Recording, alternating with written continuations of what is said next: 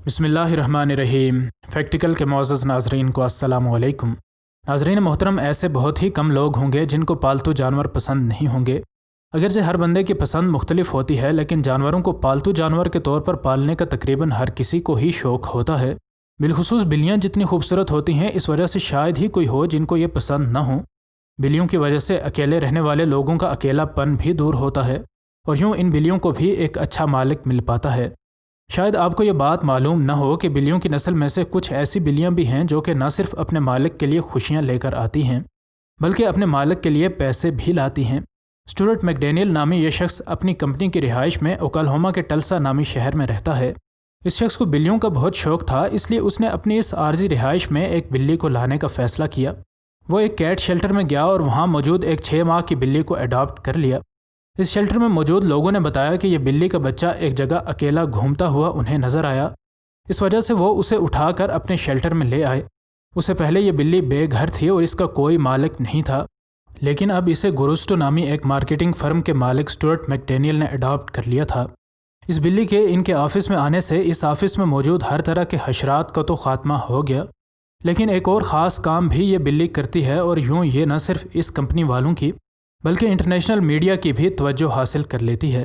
اس company کے مالک کا کہنا ہے کہ یہ بلی ہمارے سارے آفیسز میں گھومنا پسند کرتی ہے، اور تقریباً ہر کمپیوٹر کے کی بورڈ پر یہ بلی گھوم چکی ہے، اور اکثر کمپیوٹرز پر ہم ایسے پروگرامز کھلے ہوئے دیکھتے ہیں جو کہ ہم میں سے کسی نے نہیں کھولے ہوتے۔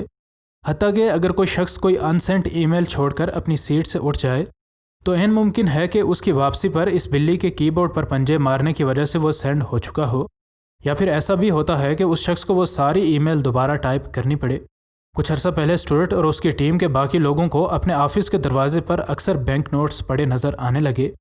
یہ صرف ابتدا تھی اور ایسا اب تقریباً روزانہ ہو رہا تھا۔ ان لوگوں کو یہ بات سمجھ نہیں آ رہی تھی کہ یہ پیسے کہاں سے آ رہے ہیں۔ ان لوگوں کو جب یہ معاملہ تھوڑا سنجیدہ ہوتا نظر آیا تو ان نے اس کے بارے میں پتہ کرنے کا سوچا۔ اسٹورٹ نے جلد ہی اندازہ لگا لیا کہ یہ کام اس بلی کا ہی ہو سکتا ہے، لیکن انہیں یہ نہیں پتہ چل رہا تھا کہ یہ بلی پیسے لے کر کہاں سے آ رہی تھی۔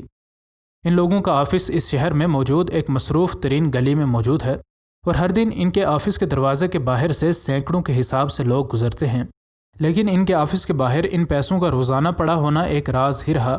اس آفس میں موجود ہر کوئی اس بارے میں سوچ رہا تھا کہ آخر یہ سارا ماجرا کیا ہے۔ آخر ان کے ذہن میں ایک بات آئی کہ ہو سکتا ہے کہ گلی سے گزرنے والا کوئی شخص شیشے کے دروازے کے پیچھے اس بلی کو دیکھتا ہے، اور اس بلی کے ساتھ کھیلنے کے لیے وہ نوٹ اس دروازے کے درمیان موجود جگہ سے اندر ڈال دیتا ہے، اور یوں ہماری بلی ان کا یہ وقتی کھلونا یعنی نوٹ ان سے کھینچ لیتی ہے۔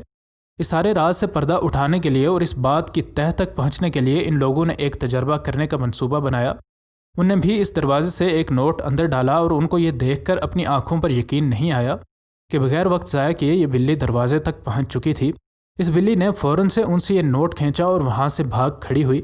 انہیں یہ نوٹ بھی اسی جگہ سے ملا جہاں روزانہ لا کر یہ بلی نوٹ رکھتی تھی، اور وہ جگہ تھی اس کے مالک یعنی اسٹورٹ کا دروازہ۔ ان نے کئی بار اس بلی کے ساتھ یہ تجربہ کیا، اور ہر بار یہ بلی ان سے پیسے کھینچ کر اپنے مالک کے دروازے کے آگے رکھ آتی۔ ان لوگوں کو اب پتہ چل چکا تھا کہ یہ بلی کہاں سے روزانہ پیسے لے کر آتی تھی۔ اب اس پراسرار راز سے پردہ ہٹ چکا تھا، اور ان سب نے یہ منصوبہ بنایا کہ وہ اپنی بلی کے اس ہنر کو ایک اچھے کام کے لیے استعمال کریں گے۔ انہیں دروازے پر ایک بورڈ لگا دیا جس پر انہیں لکھا کہ جو بھی شخص اس دروازے سے اندر پیسے ڈالے گا یہ بلی اس سے وہ پیسے چھین لیتی ہے، اور اس کے اکٹھے کیے گئے پیسے غریبوں میں خیرات کیے جائیں گے۔